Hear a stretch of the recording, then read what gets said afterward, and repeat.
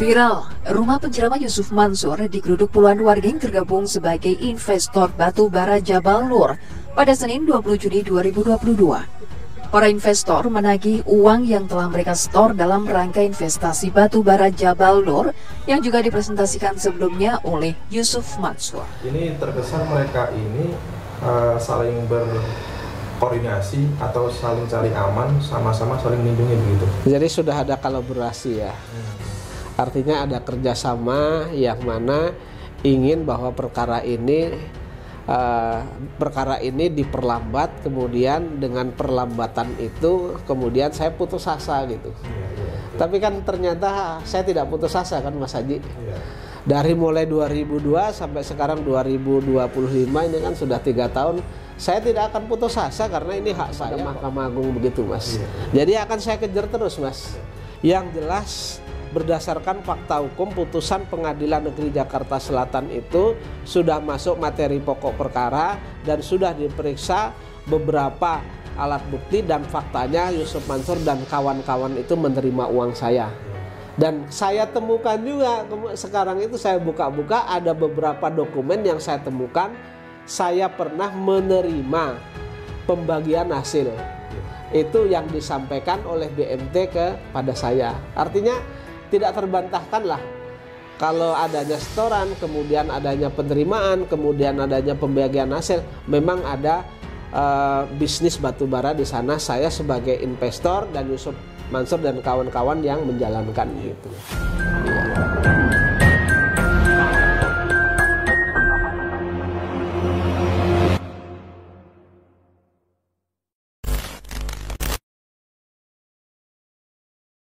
Kita lah berusaha gitu Mas ya. Karena mengingat begini Pak Azani, karena Yusuf Mansur sendiri kan kita tahu sampai saat ini juga santai-santai saja, adem-adem saja gitu ya. Tapi ya tidak tahu ya, mungkin di belakang dia ketakutan atau bagaimana. Yang jelas Yusuf Mansur di sini mempunyai kekuatan finansial yang kuat juga, yang besar juga, karena ada warung BPK Selamat, Bang Mansur dan usaha-usaha lain begitu Pak. Jadi persoalan uang ya mungkin hanya mungkin recehan lah bagi Yusuf Mansur ya kan, mungkin recehan lah bagi Yusuf Mansur, tapi nggak apa-apa. Yang jelas hukum ini kita uji saja sampai di mana kemampuannya Yusuf Mansur nanti kan. Jadi begini Mas, ibaratnya gini, kalau saya memperkarakan Yusuf Mansur itu kan saya hanya modal sekum dan bensin Mas. Itu saja kan, modal sekum, bensin dan makan siang Mas.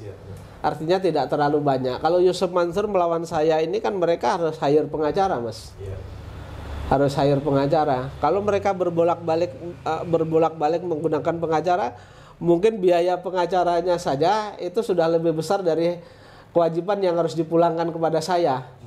Dan saya kan tidak akan menyerah ketika ini di NO di pengadilan tinggi, kemudian saya kasasi. Ketika dikasasi ditolak, kemudian saya PK.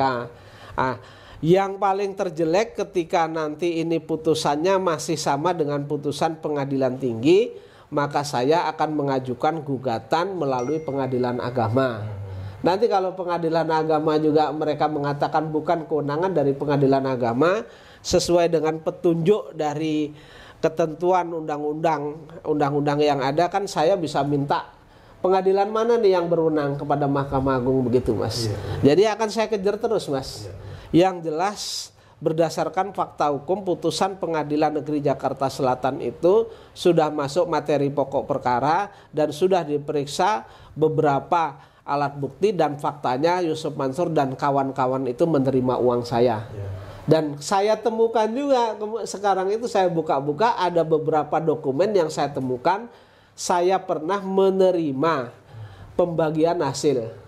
Itu yang disampaikan oleh BMT kepada saya. Artinya tidak terbantahkan lah kalau adanya setoran, kemudian adanya penerimaan, kemudian adanya pembagian hasil. Memang ada bisnis batubara di sana, saya sebagai investor dan Yusuf Mansur dan kawan-kawan yang menjalankan gitu.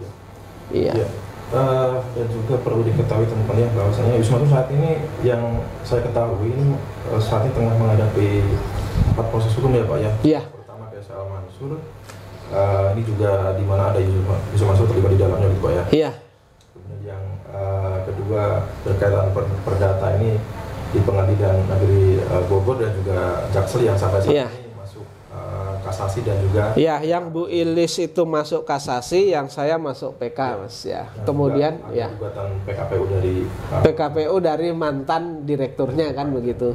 Dan salah satu mitranya, salah satu mitra kerja atau orang suppliernya lah, orang yang berpiutang kepada Yusuf Mansur kalau saya lihat itu yang PKPU yang dilayangkan melalui Pengadilan Negeri Jakarta Pusat ya. Gitu Mas. Ya, dengan banyaknya gugatan atau persoalan hukum tersebut, ini barangkali masyarakat bisa menilai sendiri ya Yusuf Mansur itu sosoknya orangnya seperti apa. Yang jelas banyak permasalahan hukum yang dihadapi begitu. Dan kalau kita melihat perjalanan sidang Pak Zaini di Pengadilan Negeri Bogor maupun Pengadilan Negeri Jakarta Selatan, ini kan hampir ada kesamaan antara pihak BMT dan Yusuf Mansur. Misalnya ketika pihak kuasa hukum dari Yusuf Mansur datang, ini pihak BMT nggak datang. Iya. Pihak BMT nggak datang, pihak Yusuf Mansur yang nggak datang. Ya, artinya ini terkesan mereka ini saling berkoordinasi atau saling cari aman, sama-sama saling melindungi begitu. Jadi sudah ada kolaborasi ya. Artinya ada kerjasama yang mana ingin bahwa perkara ini diperlambat, kemudian dengan perlambatan itu kemudian saya putus asa gitu. Tapi kan ternyata saya tidak putus asa kan Mas Haji. Dari mulai 2002 sampai sekarang 2025 ini kan sudah 3 tahun, saya tidak akan putus asa karena ini hak saya kok. Tergantung kuat-kuatan Yusuf Mansur gitu kan sama saya. Kalau saya terus terang hanya modal sekum saja sama surat aja, sama ngeprint kertas saja kan Mas. Terus kemudian saya bayar sekum, kemudian transportasi aja nggak terlalu besar lah, itu bisa saya subsidi silang dengan perkara lah Mas. Kan kadang-kadang saya sidang juga misalnya sidang di Jakarta Selatan kan bukan hanya satu perkaranya saya dengan Yusuf Mansur, tapi ada perkara lain juga begitu. Iya. Jadi kita patut mendukung ya segala macam upaya dari Pak Zaini Mustafa di jalur hukum ini begitu teman-teman. Dan mungkin Pak Zaini ada statement untuk yang Pak Zaini ingin sampaikan dulu. Saya kira ya kita mengingatkan juga Yusuf Mansur bahwa umur itu kan nggak ada yang tahu. Selesaikanlah ini kewajibanmu terhadap ya beberapa investor yang saat ini masih punya hak ya. Yang mana misalnya bisnis batubara ini jelas dan nyata saya itu sebagai korban juga sebagai saksi dalam bisnis batubara itu. Jadi presentasi awal bisnis batubara ini yang membawa ke Masjid Darussalam itu adalah Yusuf Mansur, yang berpresentasi Yusuf Mansur. Demi Allah wallahi saya melihat dengan mata saya sendiri, kemudian saya mendengar dengan telinga saya sendiri bahwa memang Yusuf Mansur. Mungkin kalau tidak Yusuf Mansur yang berpresentasi pada saat itu, mungkin saya juga tidak tertarik. Kenapa tertariknya? Ini yang berpresentasi Yusuf Mansur, kemudian Yusuf Mansur mengatakan bahwa keuntungan tersebut nanti jatuhnya adalah secara pribadi kita masih untung, kemudian kita bisa bersedekah tanpa uang kita kurang, kan begitu Mas? Karena hanya bagi hasilnya, dan bagi hasilnya yang 50% itu 14,3% itu diambil oleh Yusuf Mansur, kemudian dipergunakan untuk operasional pembangunan dan operasionalnya Darul Quran. Nah, siapa sih orang yang nggak pengen membiayai orang Mas? Dengan kita hanya menyetor saja, kemudian Yusuf Mansur dan kawan-kawan yang muter uang, kemudian bagi hasilnya kita masih dapat, kemudian kita juga dari bagi hasil itu dipotong sekian untuk pembangunan pondok pesantren. Siapa yang nggak tertarik? Saya kira hampir 90%-an orang berinvestasi itu di samping menginginkan keuntungan pribadi juga adanya iming-iming Yusuf Mansur tadi, adanya bisa membantu pembangunan pondok pesantren Yusuf Mansur dan operasionalnya itu, Mas. Itu. Ya, intinya khususnya di program investasi batubara ini, Jamaah Masjid Darussalam salah satu pemicu mereka tertarik untuk berinvestasi ini adalah karena kehadiran sosok Mansur ya. Karena Mansur di sini bukan hanya menawarkan keuntungan yang besar, tetapi juga iming-iming pahala yang besar. Kan Mas Haji pernah ikut di persidangannya Bu Ilis, itu kan dari beberapa saksi mengatakan bahwa dalam bisnis batu bara ini dibuat pengajian namanya Jabal Nur. Kemudian dari beberapa saksi itu kan mengikuti pengajian, ya kan, ada yang dimatikan lampu, di depannya ternyata sudah dikasih kain kapan.